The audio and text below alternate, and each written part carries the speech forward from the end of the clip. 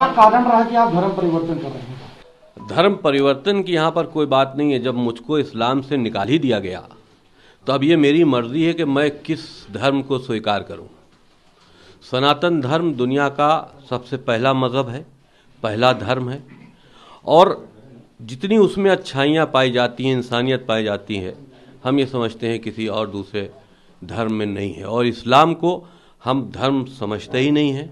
इतना पढ़ लेने के बाद इस्लाम के बारे में, मोहम्मद के चरित्र के बारे में, और जो उनकी आतंकवादी चेहरा है उसको पढ़ने के बाद हम ये समझते हैं कि इस्लाम कोई धर्म नहीं है, मोहम्मद द्वारा ऑर्गेनाइज किया हुआ एक आतंकी गुट है जो 1400 साल पहले अरब के रेगिस्तानों में तैयार किया गया था।